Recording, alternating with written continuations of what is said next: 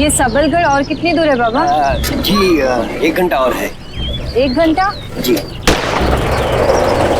अरे अरे चल आप पहले नीचे उतरिए। नहीं नहीं आप उतरिए पहले। आप पहले उतर जाइए, आप उतर जाइए। अरे यहाँ छुप जाइए, छुप जाइए, छुप जाओ।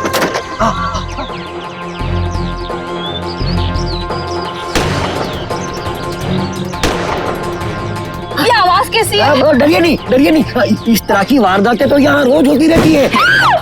ये बाजू चुप जाइए, ये बाजू। गोली चल रही है। बस खामोश रहिए।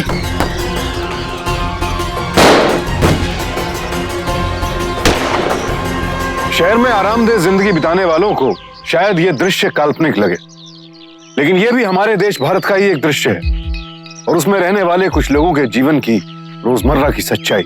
चंबल में आपका स्वागत है। डाकुओं और बीहड़ों के लिए बदनाम ये वो चंबल है जहां इंसान की जिंदगी बंदूक की गोली से सस्ती है, जहां बच्चों को शिक्षा कागज कलम से नहीं बंदूकों और गोलियों से दी जाती है, जहां जिंदगी मौत के साए में पलती है। लखनऊ शहर में पली बढ़ी सीमा रावत के लिए यह दृश्य किसी रोमांचक नॉवल के विवरण से कम नहीं था। सीमा ने हाल ही में यूजीसी का टीचर्स ट्रेनिंग कोर्स खत्म किया था और उसकी पहली ही नियुक्ति चंबल क्षेत्र के सबलगढ़ गांव में हुई थी। सर 2 दिन लग गए सिर्फ यहाँ तक पहुँचने में। सर रास्ते में जो भी मिला सबने संबलगढ़ जाने से मना कर दिया। सर हर कोई बोलता है कि ये डाकू का गांव है। सर ये डाकू का राज चलता है। मेरी जान तक को खतरा है सर। देखो भाई, सरकारी नौकरी है तो तबादला तो होना ही था, लेकिन सर अब तुम भी वही करो जो तुमसे पहले के अध्यापकों ने किया। सरकार ने मकान दिया हुआ है ना, उसमें पड़ी रहो, तनख्वाह खींचो, मन करे तो काम पे जाओ, नहीं तो घर में पड़े रहो। सर लेकिन सर हेलो।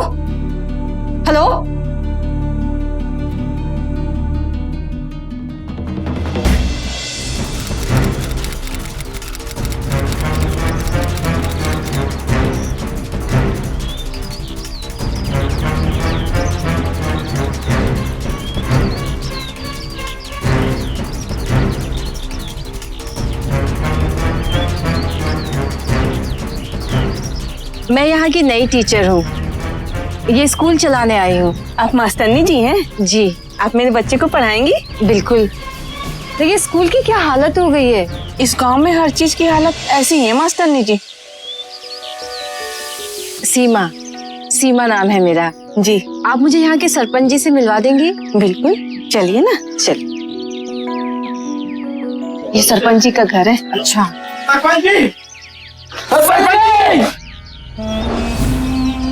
सरपंच जी। अरे रामदीन, क्या हो गया? हमारे नायब हत्याली रामदीन को मार डाला और इसकी बीवी को उठा के ले गए। अरे जल्दी से कोई सूरज को खबर पहुंचा दो। हाँ अब तो सूरज को सूचना देनी चाहिए। हमें हमारी नहर चाहिए। सूरज ही वो नहर हमें वापस दिला सकता है। चलो सूरज को सूचना देते हैं, अब तो उसके साथ ही गाँव में वापस आएंगे। हाँ चल।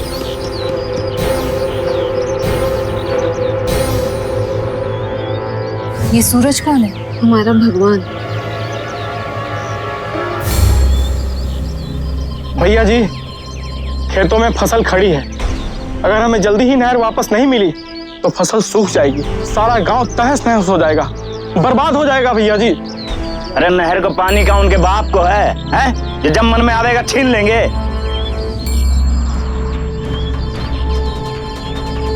बंदूक दे। सेफ्टी खुला था ना, चल जाता तो।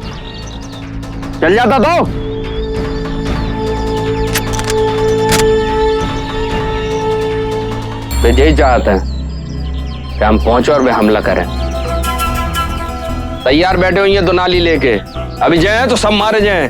2 दिन नजर रखो बस, फिर हमला होगा धाड़। कसम काली मैया की, जब नहर को पानी ऐसा लाल कर है ना, तो उनकी औकात ना हुई है दोबारा नहर की तरफ नजर डालने की।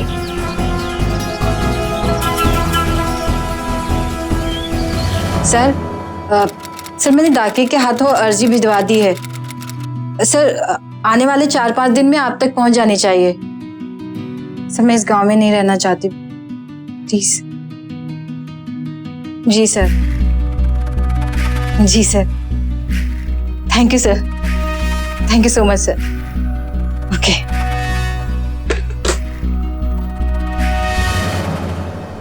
अरे ये सब यहाँ? ये सब स्कूल जाना चाहते हैं। अच्छा आओ बैठो। तो आप सब लोग स्कूल जाना चाहते हैं? मेरी माँ कहती है कि पढ़े लिखे लोगों की ही इज्जत होती है। Very good. मेरी माँ चाहती है कि मैं पुलिस में जाऊँ। अच्छा, तो तुम पुलिस में भर्ती होना चाहते हो? देखो बेटा, पढ़ाई लिखाई बदला लेने के लिए नहीं, बल्कि एक सभ्य इंसान बनने के लिए की जाती है। एक ऐसा इंसान जिसे अपने आसपास की दुनिया जहान की समझ हो, जो पढ़ लिख के अपने परिवार की, अपने समाज की मदद कर सके, अपने गांव की, अपने देश की तरक्की में अपना हाथ बटा सके, जो शिक्षा के जरिए सही और गलत में फर्क कर सके। क्या तुम लोग ये सब नहीं सीखना चाहते? गुड मास्टरनी जी, हम सब चाहते हैं आप इस गांव में रहें। ठीक है, अब से मैं आप लोगों की मास्टरनी बनूंगी। आप लोग पढ़ोगे मुझसे? हाँ। गुड। अरे मैडम, पढ़ोगे लिखोगे तो होंगे खराब, और बंदूक चलाने से बनोगे नवाब। आप इस गांव के सरपंच होकर ऐसी बात कर भी कैसे सकते हैं? ये चंबल के पानी को असर है मैडम। जो फसल कम बागी ज्यादा पैदा करत है। अरे सूरज, देखो अपना सूरज आ गया। अब उन लोगों को दिखाएंगे हम लोग। इनका परिचय कराओ। मेरा नाम सीमा रावत है। मैं सबलगढ़ प्राथमिक विद्यालय की नई अध्यापिका हूँ। अरे भाई, ये कह रही हैं कि स्कूल की इमारत में स्कूल ही चलनी चाहिए। ऐसा है मास्टरनी जी, हम अपने बच्चन के हाथों में सिर्फ दो ही चीज देते हैं, या तो हल या बंदूक। काहे जी आपके कागज कलम उठाएंगे ना तो बच्चों के हाथ भी कमजोर होंगे, कलेजा भी। कमजोर नहीं, मजबूत हो जाएंगे। अगर आप सच में अपने गांव की तरक्की चाहते हैं तो इस गांव के हर बच्चे को शिक्षित करेंगे।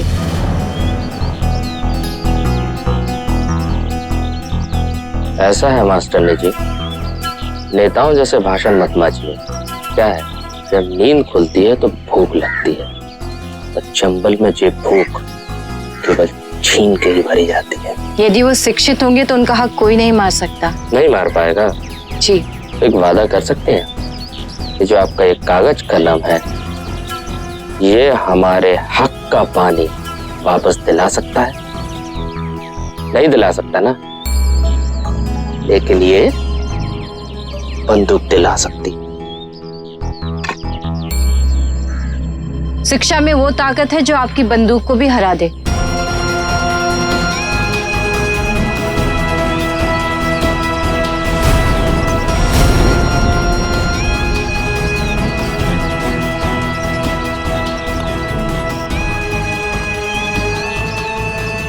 सीमा पर सबलगढ़ में रहने की कोई नैतिक जिम्मेदारी नहीं थी।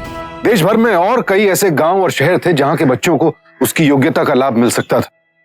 सीमा यह भी जानती थी कि सबलगढ़ में उसकी ये पोस्टिंग जोखिम से भरी थी, जहां उसकी जान तक को खतरा हो सकता था।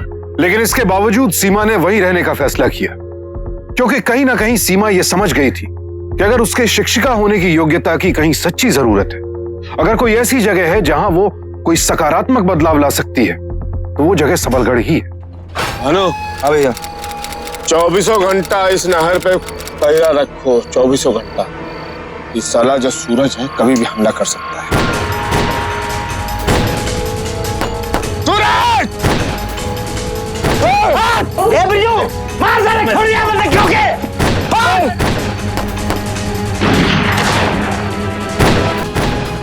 गोली लग गई। मैं जाता हूँ सूरज भैया को बुलाने। बुला के ला, मैं ले जाता हूँ तू गाँव। संतू, चल संतू, कुछ नहीं होगा, आजा।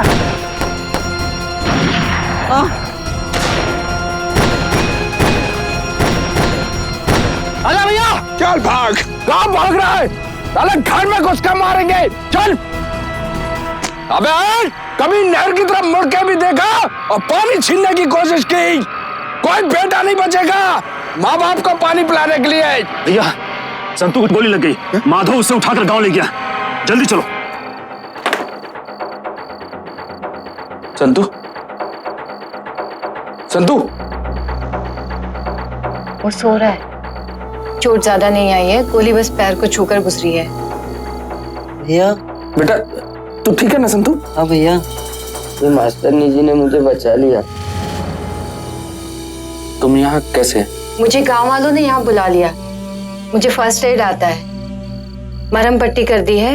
ये डर गया था, इसको लगा इसे गोली लग गई है, बहुत घबराया हुआ था। 2 नींद की गोलियां दे दी है, गांव में ही किसी के पास मिल गई थी। रात भर चैन से सोएगा तो सुबह आराम मिल जाएगा।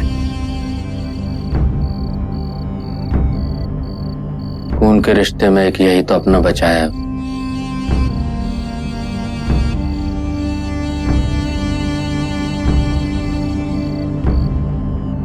अरे अब तक सो रहा संतु? हाँ सो रहा है। क्या कल रात जो हुआ जरूरी था?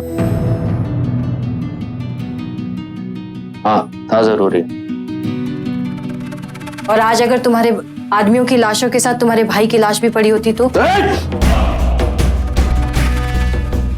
कल भी ले जाऊंगा मैं संतु को, ताकि अपनी तरह उसे डाकू बना सकूं। देख मास्टर ने तुझे बोलने का मौका इसलिए दे रहा हूँ क्योंकि कल तू मेरे भाई के काम आई। और ये ना भूलना, तुझे चंबल है, वहां अपमान पे गोलियां चल जाते थे। देखो मैं बस इतना चाहती हूँ, तुम मुझे इस गांव में स्कूल चलाने दो और संतू को मेरे साथ रहने दो। पागल हो गई है क्या? है? कोई बात समझ में ना आए? इस खून खराबे के बाहर भी एक दुनिया है जो इस दुनिया से बिल्कुल अलग है। कम से कम संतू को इतना मौका तो दो कि वो उस दुनिया को देख सके। उसे भी पता हो कि बंदूक और हल के अलावा भी दुनिया में दूसरी चीजें हैं, कि जिंदगी बिहड़ों में काटने के लिए नहीं होती है। क्या उसे इतना मौका भी नहीं मिलना चाहिए? देखो मैं बस इतना चाहती हूँ कि तुम अपने भाई को वो मौका तो दो जो शायद तुम्हें भी कभी नहीं मिला। परिवार के नाम पर संतू के अलावा सूरज का कोई और नहीं था, इसीलिए अपने भाई की जख्मी हालत देखकर शायद उसके मन में कहीं ना कहीं एक डर पैदा हो गया, तो उसने संतू को सीमा के पास ही छोड़ दिया और सीमा को स्कूल चलाने की इजाजत दे दी। आने वाले दिनों में धीरे धीरे ही सही, लेकिन सीमा गांव वालों का शिक्षा के प्रति विरोध कम करने में सफल रही, और जहां पहले गोलियों की गूंज सुनाई देती थी, अब वहीं शिक्षा का स्वर सुनाई देने लगा।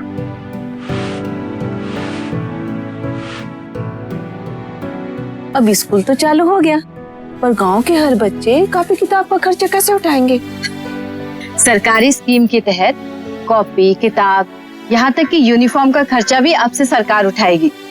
गांव वालों को सिर्फ इतना करना है कि अपने बच्चों को स्कूल भेज दे, है ना? 2 एकम 2 दूनी 2 तिहाई 6। अरे संतू वहां क्यों खड़े हो? आओ बैठो, आओ। अरे क्या हुआ?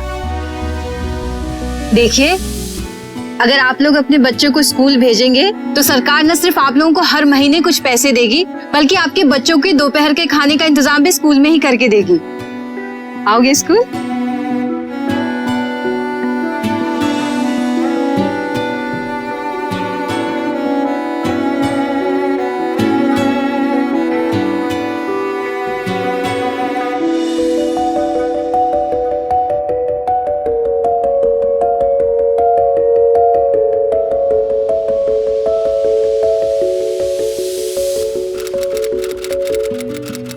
संतू जरा क्या छुपा रहे थे? दिखाओ, किताब क्यों छुपा रहे थे? मुझे पढ़ना नहीं आता, आप सिखाओगे? यही तो मेरा काम है। लाओ मैं तुम्हें बताती हूँ। ये है आ, अनार। अरे वाह, तुम तो बहुत तेज हो। और ये है आ से आम, अ से अनार। संतू ये अक्षर क्या है? आ, वेरी गुड। और ये? ई। और ये? का। चार। बस इतना ही? ले और ले ले।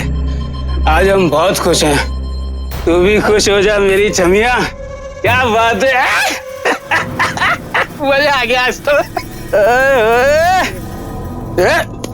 धक्का मारती है, पहचानती नहीं है लगता मेरे को। ए भैया, एक कलकतिया मीठा चूना कम, कितना ज्यादा, जल्दी दे दे भाई।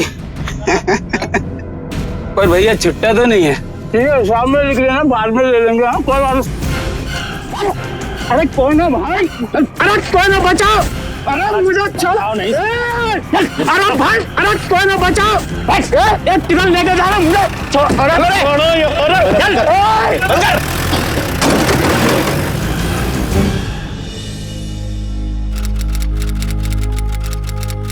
प्रणाम भैया। जय गोपी, सबलगढ़ से बहुत अच्छी खबर लेके आए हो। गोपी चल बता भैया को। प्रताप भैया, वो जो पिछले हफ्ते ग्वालियर में जो खदान वाले मार्बल सेट की पकड़ हुई थी ना, वो सब सूरज ने कराई थी।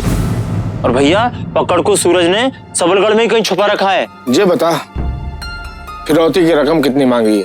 ये तो पता नहीं भैया, पर कम से कम 25 लाख रुपया तो होगी। और सामने वाली पार्टी इतनी बड़ी आसामी है, इतना पैसा दे भी देगी। हाँ चल जा। प्रणाम भैया। प्रणाम। चल, अगर सूरज को 25 लाख रुपए मिल जाता है तो इस बार हमला AK-47 और ग्रेनेड से होगा। तो भैया पुलिस को खबर कर दे। वैसे तो हर बार बच जाता है साला, मगर लगता है अब की बार नहीं बचेगा। दरोगा को फोन लगा। जा। जी भैया।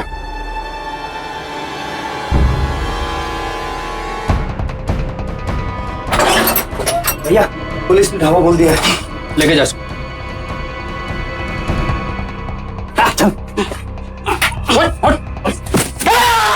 पुलिस आ गई, अब देखो मैं क्या करता हूँ तुम्हारा। चुप, बिल्कुल चुप। लेके जा उसको, लेके जा। चलो भैया। संतू तो स्कूल में है। अगर स्कूल के रास्ते से गए तो सबके सब मारे जाएंगे। तो एक काम कर, सरपंच के घर जा और बिनते बोल मैंने बोला है कि संतू को तब तक छुपा के रखे जब तक पुलिस है गाँव में।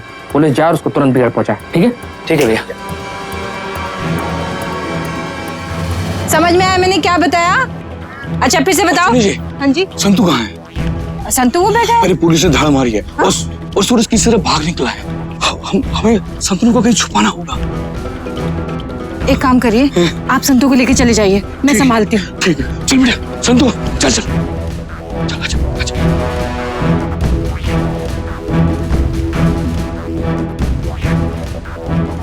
इधर मेरे साथ आओ, छोड़ दो इसको, छोड़ो। चलो चलो, भागो भागो भागो।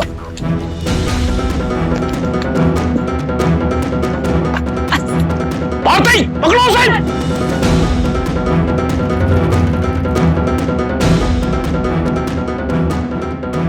हमसे बच के कहाँ जाओगी? रुको, कहाँ जा रही हो? हाँ, अपने आप को ज्यादा होशियार समझती हो? सूरज का भाई कहाँ है? जी कौन? वो जो तुझे स्कूल चलाने देता है, जिसका छोटा भाई तेरे घर में रहता है। और तू क्या समझती है कि हमें कुछ नहीं मालूम कि इस गांव में क्या चल रहा है? मुझे नहीं पता आप लोग किस बारे में बात कर रहे हैं। इसे थाने ले चलो, ये वही मुंह खोलेगी। आप मेरे साथ ऐसा नहीं कर सकते। आप मुझे मेरी मर्जी के खिलाफ पुलिस थाने नहीं ले जा सकते। मुझे अपने कानूनी अधिकार पता है। अधिकार? तू मेरे साथ थाने चल, मैं तुझे बताता हूँ कानून अधिकार। ले चलो सर। नहीं। बता, कहाँ है सूरज का भाई? मुझे नहीं पता। तुझे नहीं पता? तुझे नहीं पता? बता, कहाँ छुपा के रखा है? बोल, वरना तो तेरी खाल उधेड़ दूंगी आज। मुझे नहीं पता। वैसे सूरज और उसका भाई तेरे लगते क्या है? सूरज आशिक है तेरा? हाँ? भाई है, पति है कौन की है? मुंह नहीं खोलती। देख, हमें ऑर्डर है कि डकैतों की मदद करने वालों के साथ कोई रियायत ना बरती जाए। चुपचाप बता दे कि सूरज का भाई कहाँ है, वरना डकैतों की मदद करने के जुर्म में 4 फर्जी केस तेरे ऊपर ठोक दूंगा, समझे? और समझ नहीं आया तुझे भी? मैंने कहा ना मुझे नहीं पता। तुझे नहीं पता? सर, जब तक इसकी खाल में उधेड़ दूंगी ना मैं, तब तक ये कुछ नहीं बोलने वाली। आप बोले तो।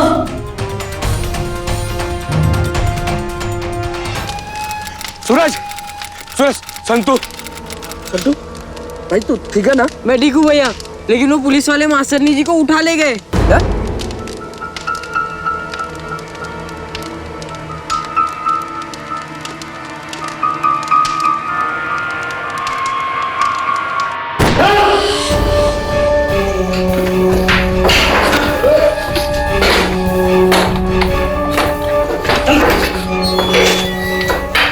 चल मास्टर, नहीं तुझे लेवाने आए।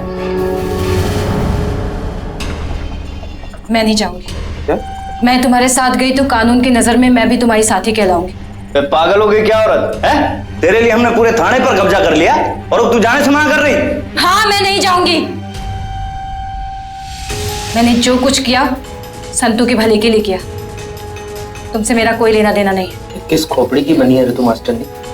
अरे यहाँ रहेगी तो मारी जाएगी, चल मेरे साथ। और तुम्हारे साथ जाके कौन सा बच जाऊंगी? और तुम कब तक बचोगे? बागियों की क्या हालत होती है तुम्हें पता नहीं है क्या? पागल हो गई है औरत, ये पूरी की पूरी पागल। चलो भैया यहाँ से, इस औरत को यहीं पे मारने दो। चलो। और सुनो, जो लोग बंदूक के साए में जीते हैं ना, उनकी मौत भी बंदूक की गोली से ही होती है। चलो चलते हैं यहाँ से। चलो भैया चलो। सूरज और उसके गिरोह द्वारा पुलिस स्टेशन पर किए गए इस हमले ने पुलिस और सरकार दोनों की नींद उड़ा दी। और जब यह पूरा प्रकरण मीडिया के सामने आया और उन्हें पता चला कि एक शिक्षिका जिसे पुलिस उठाकर ले गई थी और जिसे छुड़ाने के लिए ही पुलिस स्टेशन पर हमला किया गया था, उसने पुलिस स्टेशन से भाग जाने के बजाय कानून का साथ देना ज्यादा सही समझा, तो मीडिया ने इस असाधारण शिक्षिका को एक नायिका बना दिया। इसके दो परिणाम हुए। एक तरफ तो पुलिस पर सूरज और उसके गिरोह के खिलाफ सख्त कार्रवाई करने का दबाव बढ़ने लगा, वहीं दूसरी ओर प्रशासन को पहली बार सबलगढ़ गांव का नाम नक्शे पर दिखाई देने लगा। सीमा ने भी अपनी प्रसिद्धि का बिल्कुल सही फायदा उठाते हुए इस गांव और उसके लोगों की समस्याओं को पुलिस, प्रशासन और पूरी दुनिया के सामने रखने की भरपूर कोशिश की। और साथ ही उसने अपने तबादले की अर्जी वापस लेते हुए सबलगढ़ में ही टीचर बने रहने का फैसला किया। पुलिस ने तो हमेशा से साथ दिया है, और जब आज इन पर हमला हुआ तो ये हमारा हाल पूछने आए हैं। आज हम गर्व से कह सकते हैं सूरज इस गांव का बेटा है। आज हम उसकी वजह से सर उठा के जी सकते हैं। अब आप ही बताइए एसपी साहब, आज तक कभी कानून ने हमारा साथ नहीं दिया, तो फिर क्यों हम आज कानून का साथ सूरज को पकड़वाने में दें? अब आप ही बताइए, ये कोई न्याय होगा क्या? तुम सही कह रही हो, इन लोगों में बहुत गुस्सा है। देखिए, मैं मानता हूं पुलिस प्रशासन आपके जरूरत के वक्त बिल्कुल आपके साथ नहीं था। पुलिस की गलतियों के कारण सूरज और उसके दोस्त बागी बन गए, लेकिन देखिए जो हो गया उसको मैं नहीं बदल सकता, लेकिन उससे हम सबक ले सकते हैं। देखिए, मैं आज ये कहने के लिए आया हूं कि पुलिस का रवैया आपके लिए बिल्कुल बदलेगा। जो कानून आपके साथ नहीं था वो अब आपके साथ है। आपकी हर शिकायत, हर मुसीबत में कानून आपके साथ रहेगा। ये हमारा कोई खोखला वादा नहीं है, मैं जल्द ही आपको यकीन दिला दूंगा।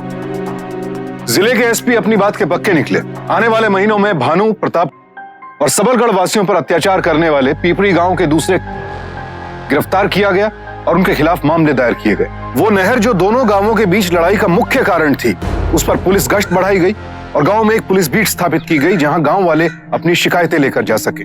दूसरी ओर पुलिस ने सूरज और उसके गिरोह के खिलाफ भी कार्रवाई तेज कर दी। पुलिस मुठभेड़ में सूरज के कई साथी मारे गए। महीनों तक बीहड़ में छिपते छिपाते और पुलिस की गोलियों से भागते सूरज और उसके साथियों के हौसले पस्त होने लगे।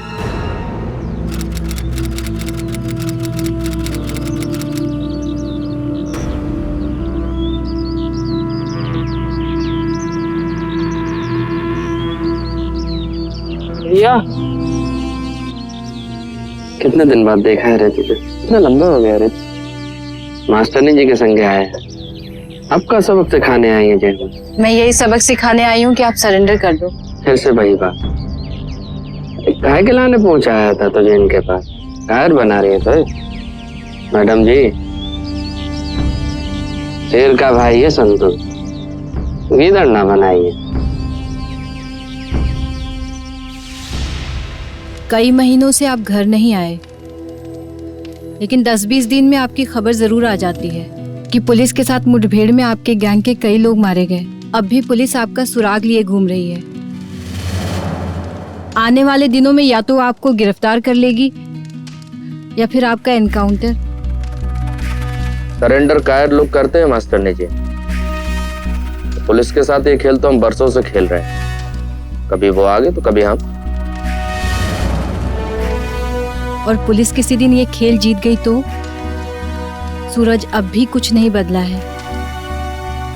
तुम बागी बने थे अपने परिवार की मौत का बदला लेने के लिए, अन्याय के खिलाफ लड़ने के लिए, लेकिन अन्याय से लड़ने के तरीके और भी हैं। न्याय पाने का तरीका सिर्फ बंदूक नहीं हो सकती। कानून कमजोर है सीमा, पैसे वालों की जेब में। तुम ही बताओ, कैसे भरोसा करें हम ऐसे कानून पे? अगर तुम भरोसा करोगे तो शायद कानून मजबूत हो जाए। तुम उसकी आवाज बनोगे, लोगों की आवाज बनोगे, तो जनता तुम्हें न्याय दिलाएगी। सूरज, जो लोग बंदूक के साए में जीते हैं ना, उनकी मौत बंदूक की गोली से ही होती है।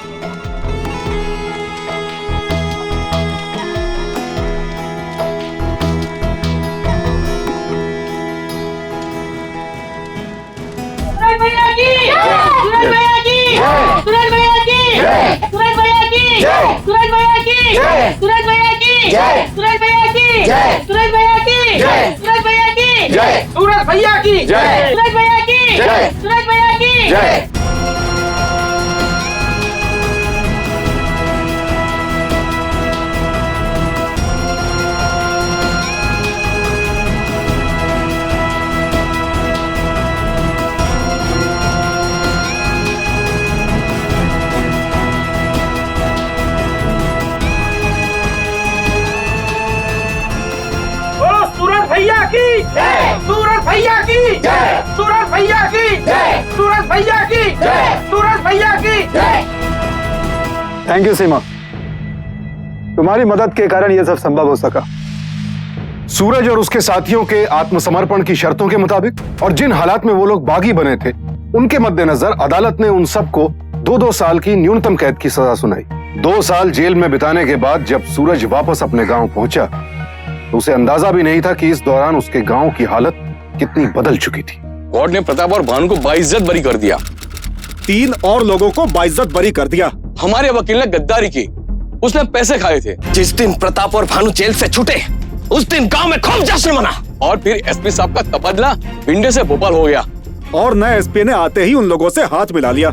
और अगले ही दिन गांव की बीट चौकी भी बंद करवा दी और नहर पर से गश्त उठवा दी। बस वो दिन और ये आज का दिन। पहले हमारे मवेशी चुराए और फिर हमारी जमीन चुराना शुरू कर दिया और हमारी जमीन पर बाढ़ लगा दी और हमारे खेतों में मवेशी छोड़कर हमारी फसल खराब कर दी। जब हमने आवाज उठाई तो हमारे 2 आदमियों के हाथ पैर तोड़ दिए और उन्होंने नहर के पानी को मोड़ने की भी कोशिश की। तब हम लोगों ने बंदूक उठा दी। भैया, पूरा गांव इंतजार कर रहा था कि कब आप जेल से छूटोगे और इनके सर में गोली दागोगे।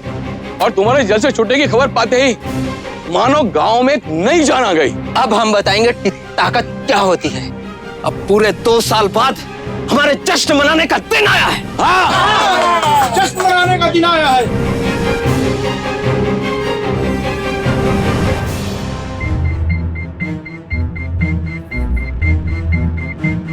इतना सब कुछ हो गया गांव में। वो लोग बरी हो गए, एसपी का तबादला हो गया, उन लोगों ने हमारी जमीन छीनने की फिर कोशिश करी। और तुमने मुझे कछू नहीं बताओ, काहे नहीं बताओ?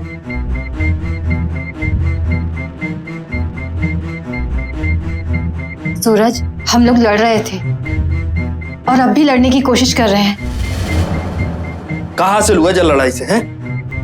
पीपरी वालों ने हमारी जमीन पे बाढ़ तो बांधी थी, तो फिर से हमारी नहर पे कब्जा कर लेंगे। क्या कर लेंगे हम? हमने आपकी बात मान के बहुत ही बड़ी गलती करी, बहुत बड़ी। आज देखो हमारे लोगों के साथ क्या हो रहा है। सूरज, हम अब भी पुलिस के पास जा सकते हैं। हम ये मामला अब भी बातचीत से सुलझा सकते हैं। ना, वे हमें जमीनों पे कब्जा करें तो हम बातचीत करें, ये ना होगा हमसे। सूरज, मेरी बात सुनो। देखो, जब तुम्हारे हाथों में बंदूक थी तब क्या उन लोगों ने नहर का पानी छीनने की कोशिश नहीं की थी? की थी मास्टरनी जी, लेकिन आप शायद भूल रही हैं कि उनकी इस कोशिश के बदले 4 गांव वालों को हमने ऊपर पहुंचा दिया था।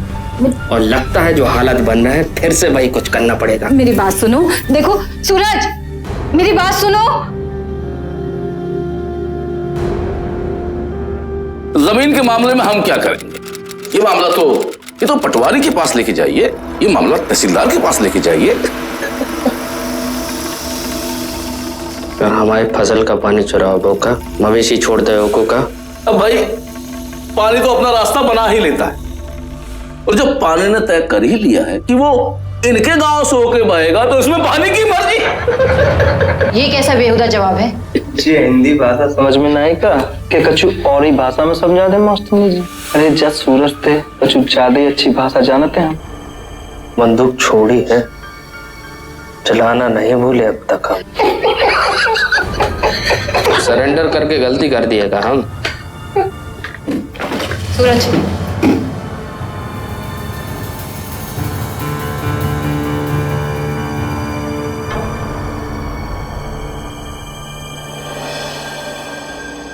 गलती कर दिएगा हम सरेंडर करके इंस्पेक्टर। हमसे पूछ के सरेंडर किया था। सूरज क्या कर रहे हो? गलती कर दी है क्या हम? सूरज क्या कर रहे हो? गलती किया क्या? छोड़ो पिस्तौल। चेतावनी देते हैं, ध्यान रहे। सूरज सिंह परिहार नाम है हमारा,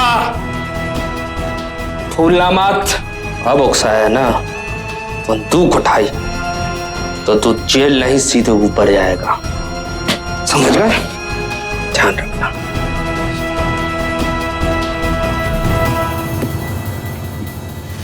बहुत ही बड़ी गलती हो गई हमसे, बहुत ही बड़ी। उन दिनों उन लोगों ने जब पहली बार हमारी नहर पर नजर डाली थी, उस दिन यदि हम एक एक गांव वाले को चुन चुन के मार डालते तो ये दिन आज देखना ना पड़ता।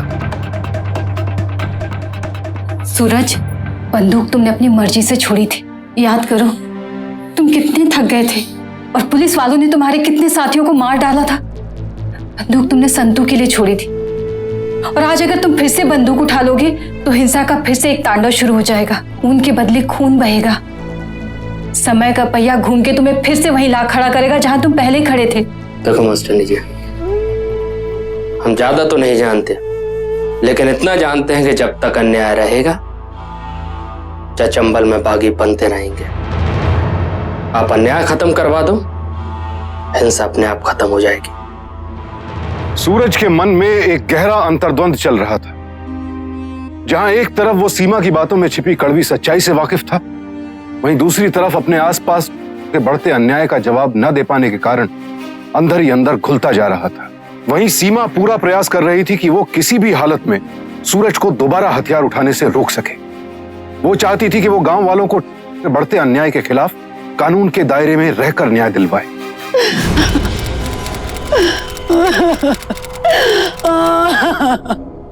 मेरा बच्चा। सूरज भैया, अब वक्त आ गया है, दोबारा से बंदूक उठा लो।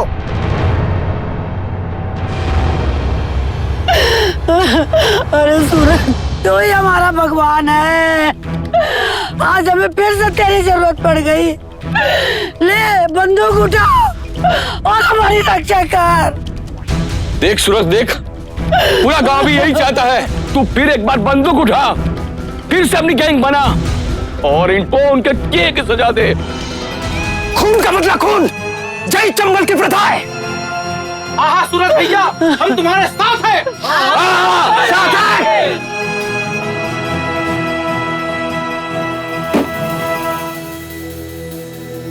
अगर सूरज ने फिर से गैंग बना लिया तो हम लोग मुश्किल में आ जाएंगे।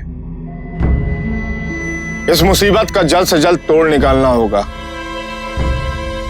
मौका तो मिलने दीजिए।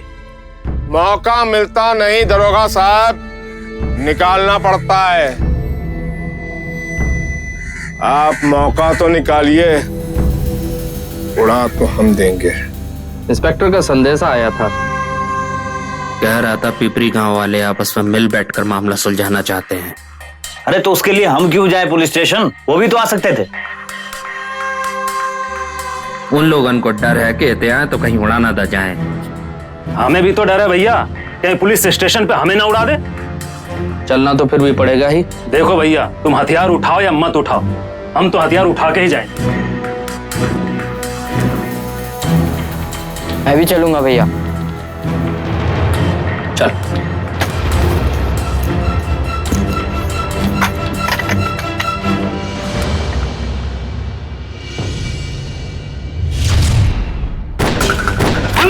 अबे पुलिस वालों ने एनकाउंटर करने के लिए बुलाया, भागो। सूरज भैया,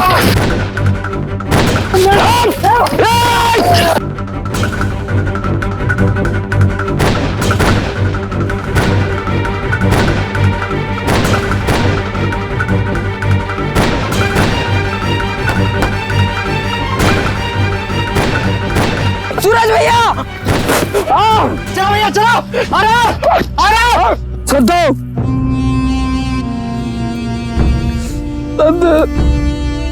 संतो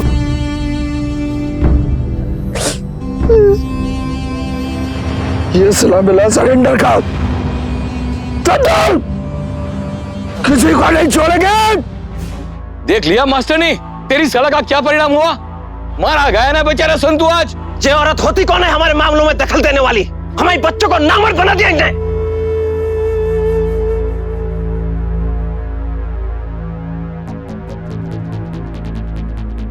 नहीं मास्टर, बस मैं शहर जाऊंगी। मैं वहां किसी बड़े अधिकारी से मिलने की कोशिश करूंगी, मीडिया में किसी से मिलने की कोशिश करूंगी, हम पर हो रहे अत्याचार को सारी दुनिया के सामने लाने की कोशिश करूंगी। कोई ना कोई हमारी जरूर सुनेगा। अब भी देर नहीं हुई है सूरज, अब भी देर नहीं हुई है। तुझे जो करना है कर मास्टर ने। आज से तेरे मेरे रास्ते अलग।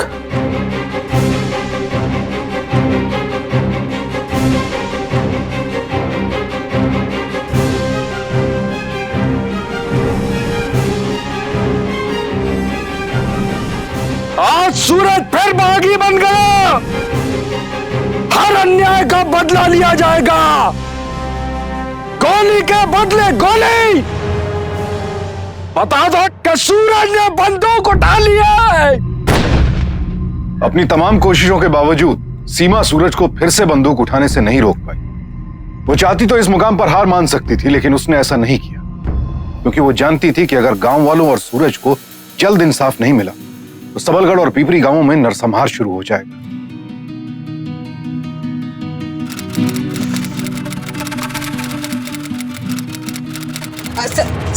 सर मुझे डीआईजी साहब से मिलने दीजिए। बोलिए संबलगढ़ से आई है, वो सूरज परिहार के सरेंडर के लिए हमारे गांव आए थे। बहुत अर्जेंट है सर, प्लीज। देखिए डीआईजी साहब 10 दिन के लिए छुट्टी पर बाहर गए हैं, अब 10 दिन बाद आइए। बट सर गांव के हालात बहुत बिगड़ चुके हैं सर, जल्दी ही पुलिस फोर्स नहीं लगाएगी तो खून खराबा हो जाएगा सर, बहुत लोगों की जान चली जाएगी सर। देखिए मैडम, आपको कोई गलतफहमी हुई है। मैंने पता करवाया है, इस इलाके के पुलिस ऑफिसर कह रहे हैं कि गांव में शांति का माहौल है। ऐसे में मैं आपकी बात मानूं या उस पुलिस अफसर की? सर लेकिन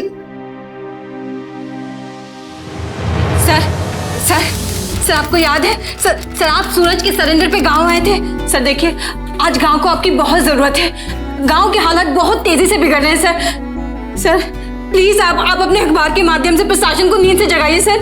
देखिए अभी हम क्या कर सकते हैं सर, अभी तो कुछ हुआ भी नहीं है।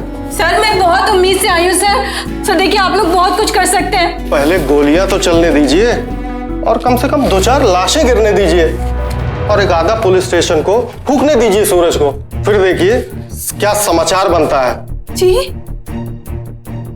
भिंड और ग्वालियर में सीमा को पुलिस, प्रशासन और मीडिया तीनों से कोई मदद नहीं मिली। अब उसके पास एक ही विकल्प था कि वो भोपाल जाकर भिंड जिले के पूर्व एसपी से मिले, जिन्होंने गांव में एक बार फिर से कानून व्यवस्था स्थापित की थी और जो अब भोपाल में डीजीपी के ओहदे पर थे। इधर मुठभेड़ शुरू हो चुकी थी।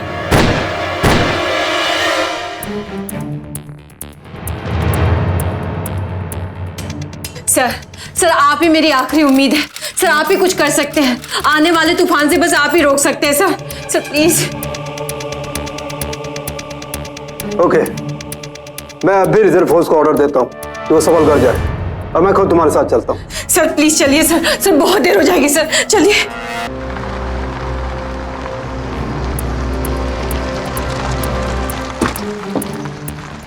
सर यहाँ तो जंग जैसा हालात है। सूरज उसके साथियों ने धावा बोल दिया। सर मैं सूरज से जाकर बात करूंगी, मैं उसे बताऊंगी कि मैं आपको साथ लेकर आई हूँ।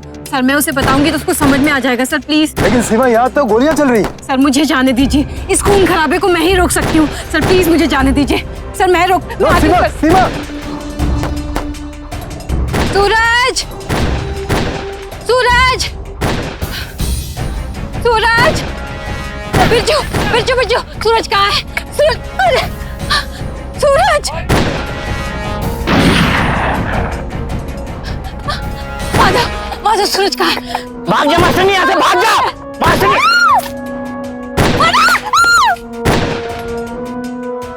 सूरज, सुनो, सुनो, सुनो, तुम सरेंडर कर दो। मैं डीआईजी साहब को अपने साथ लेकर आई हूँ। अरे मास्टरनी तू यहाँ क्या कर रही? नीचे झुक, नीचे झुक। सूरज मेरी बात सुनो। अरे हट जा मास्टरनी, छोड़ूंगा नहीं। सुनो मेरी बात। अरे झुक, नीचे झुक।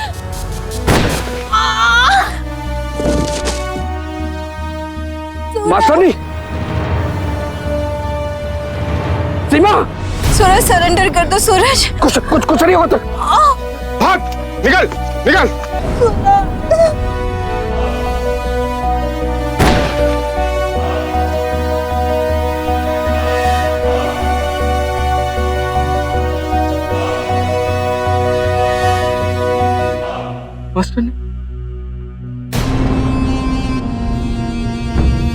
अपनी बंदूकें फेंक कर बाहर आओ, वरना सबके सब मारे जाओगे।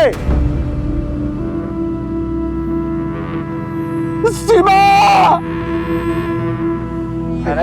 तेरे बात है। चल, तेरे।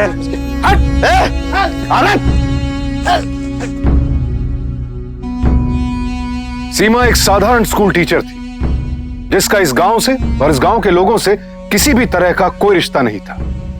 फिर भी उसने इन लोगों को दिल से अपनाया और इन्हें इंसाफ दिलाने के लिए अपने प्राणों तक की आहुति दे दी। सीमा की यह कुर्बानी रंग भी लाई। इस बात का सबसे बड़ा प्रमाण यह है कि पिछले 14 सालों में इस गांव के किसी भी व्यक्ति ने बंदूक नहीं उठाई और इस गांव ने देश को 8 इंजीनियर, 2 डॉक्टर और 2 IAS ऑफिसर्स दिए हैं। आज सीमा भले ही इस दुनिया में ना हो, लेकिन उसके सत्य, साहस और निष्ठा की गाथा हर गांववासी के दिल में बसती है। अन्याय और जुल्म के खिलाफ लड़ते रहना ही सीमा जैसी नायिका के प्रति हमारी सच्ची श्रद्धांजलि होगी। सावधान इंडिया, इंडिया फाइट्स बैक।